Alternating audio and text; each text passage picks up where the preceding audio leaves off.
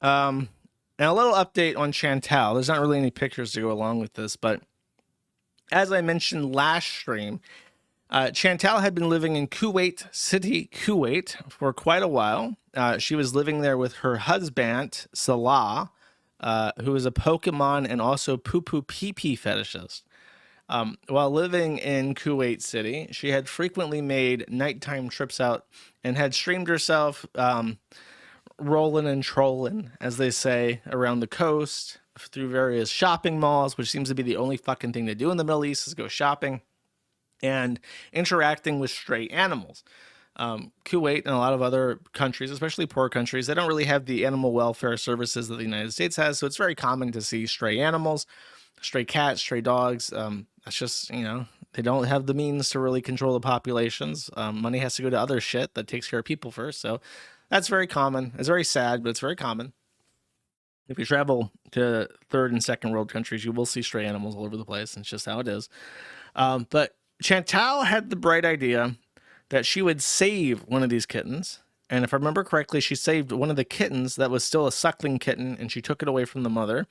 Now, not only was this a bad look optically for Chantal, and not only did it anger a local charitable organization that keeps control over the animals, it's actually against the law because Kuwait has such an issue with stray animals.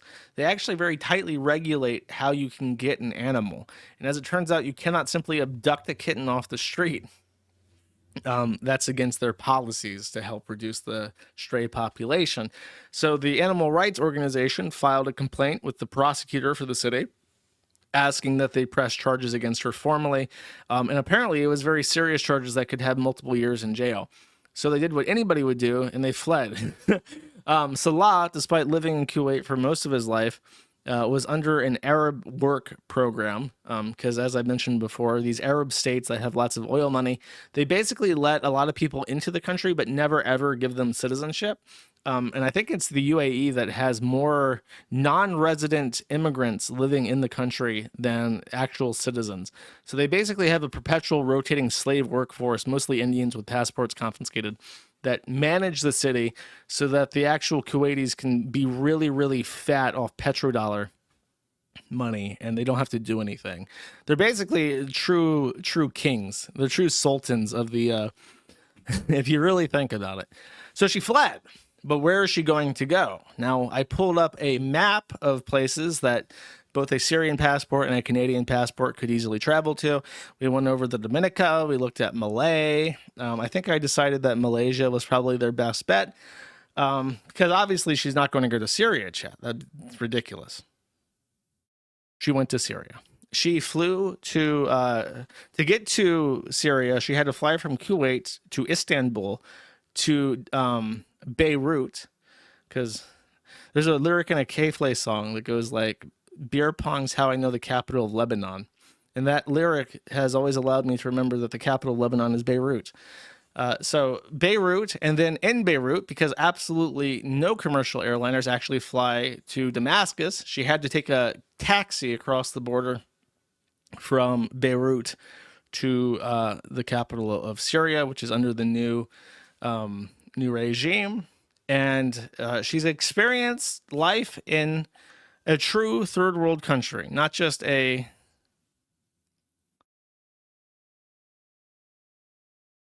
not just like a poor country, like an actual genuinely war torn, destitute country.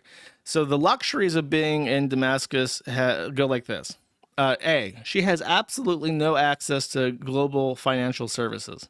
So to get money, she has to go to Lebanon, go to an ATM, withdraw money from the ATM, drive back into Syria, go to a currency exchange the United States dollars that are Lebanese, probably US dollars to be quite honest with you. She probably Western Unions herself the money. Then take the US dollars, go to the exchange, and then get Syrian dollars, which is so inflated that you basically, she said to even buy like a bag of chips. Like she showed $30 on stream, and it was like an actual brick of cash. So to buy a bag of chips, you have to give them tens of thousands of Syrian dollars, and then they have like an automated counting thing to count the brick of cash because it's just such an absurd amount of paper that you need digital assistants to ring up a bag of chips. She explains that in the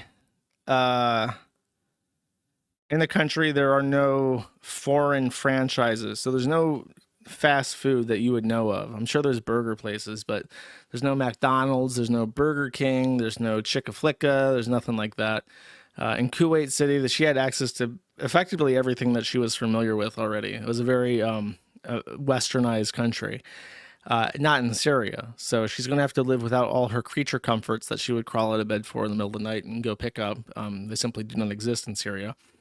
And to top it all off, you're in one of the hottest countries in the world, and the power is rationed because they're still fixing the infrastructure from the Civil War. So power is rationed to 1 hour out of every 5 for residential buildings like the one that she lives in. So the AC is only able to run a fifth of the time that she's awake, and the rest of the time she has to just deal with the insufferable, crushing heat of the Syrian desert, chat. So she said that she wants to stay there. She'll probably last a month. A lot of people are saying that she would only last a couple days. Chantal is somebody who is very adventurous. She's very willing to try new things and go out and do stuff. And if she says she's going to do something, you know, barring certain retarded things like going to Mount Everest, she'll go out and do it. If it's just driving to a different country, she'll go out and do it, even if it seems like a really bad idea.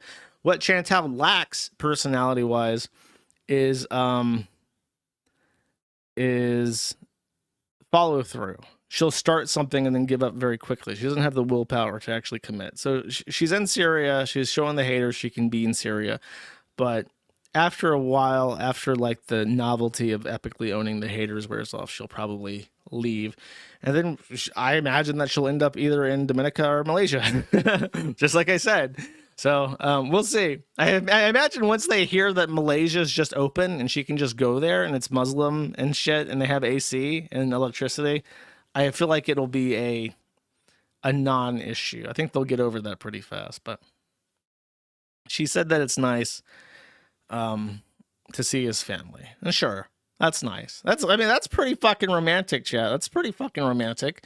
Imagine if you're Syrian and your son runs off to marry a Western woman, she converts to Islam, and then goes to Syria to see you during the middle of a civil war. That's pretty fucking like dedicated. That's actually quite nice, chat. That's nice. And that's Chantal. She's in Syria. I wish her well. You know what else is from Syria, chat? Hamsters.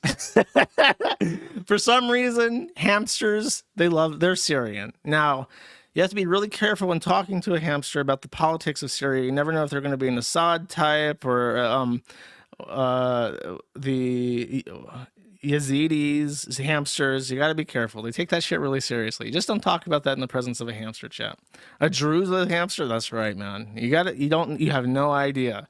You can't tell just by looking at them, okay? So you just got to shut the fuck up about Syria around hamsters. Thank you for watching this clip. This is Perspicacity. Remember to like and subscribe.